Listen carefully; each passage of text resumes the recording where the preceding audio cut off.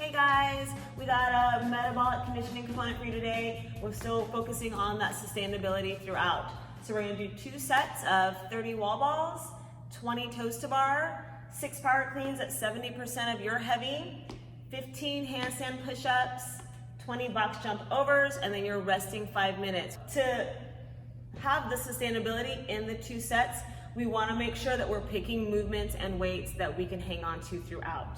So modifying a toe to bar, really making sure that weight is a weight that you can hang on to, modifying the 15 handstand push-ups. So you're looking for a weight and or a movement, scaling or modification to make sure that you keep the same effort through the 2 sets.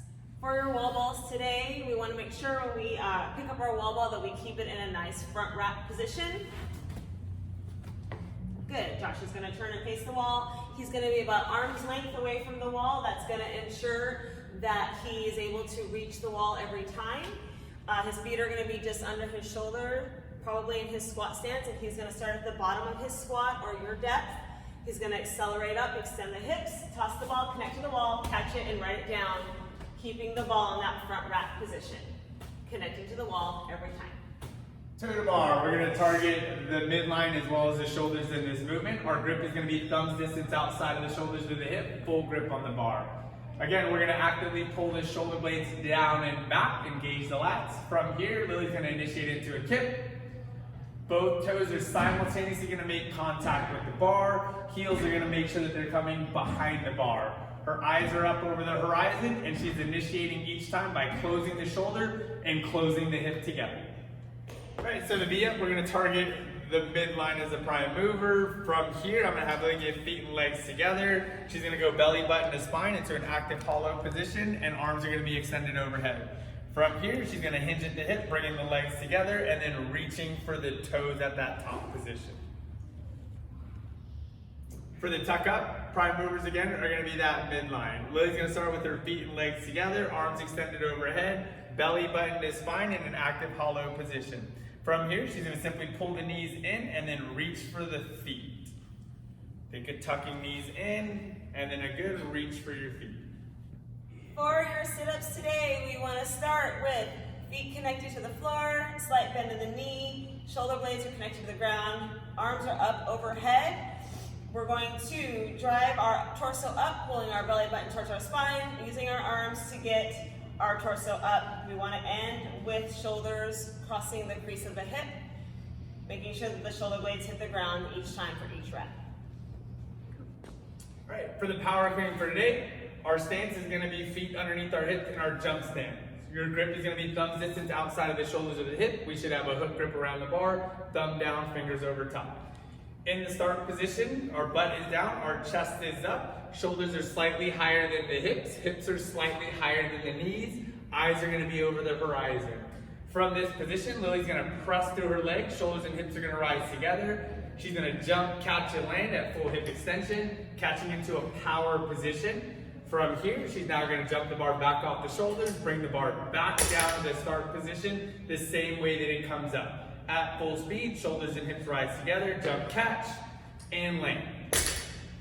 One more. Good. Hey guys, for the med ball clean today, our setup, our feet are going to be a little bit outside of shoulder width apart. Ball's going to start in between our feet. Again, the setup's going to be butt down, chest up, and we're going to have more of an open style grip on the ball, not death gripping the ball. From here again, shoulders slightly higher than the hips, hips slightly higher than the knees. We're going to drive our feet through the floor, accelerate up, shoulders and hips rising together at the same time.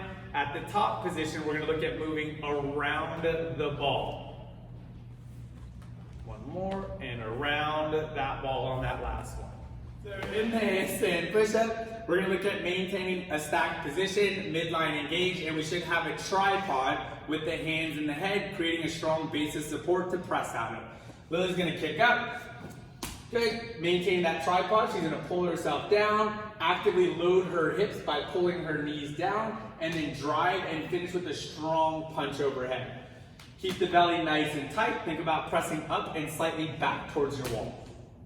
For your modification today for your handstand push-up, one of them is going to be a seated dumbbell press. You can see Josh is seated in an L-sit position. He's sitting more on his hamstrings and on his glutes, and that allows his chest to be more upright and using his midline. The back of the hex heads are gonna go onto each shoulder. His elbows are gonna be slightly in front. Keeping a nice tight belly, he's gonna strict press. Biceps end up by the ears, and then he actively pulls the dumbbells back down to his shoulders. To modify this a little bit more, he can separate his feet, and this will allow his torso to stay up more as he presses overhead. Another option for our handstand push-up, you guys, is a pike push-up. Josh is gonna start in a wide stance. He's gonna connect his hands to the ground, about shoulder width apart, and then he's going to rock onto the ball of his feet, loading up his shoulders. You can see now he's created a little tripod between his head and his hands, and then he's gonna lower down, tapping the top of his head, contact to the ground, and then when he presses through, he's gonna press his head through his arms, so his ears end up by his biceps for each rep. For your box jump overs, Josh is going to approach the box, keeping his feet in a little bit wider stance. He's going to bound onto the box, staying low, no need to open up the hips, turn around on top, and get himself back down, and then back up and over. So jumping up and over the box is 1 rep, jumping up and over and back is 2. For your box step up and over, this is a modification often used for your box jump over. Josh is going to approach the box, so it's going to go on, he's going to drive up through the heel, he's going to turn on top of the box and then step down, and then repeat, stepping up with the opposite leg, turning onto the box, and then stepping down. When you do a step over, you do not need to open up your hips all the way at the top.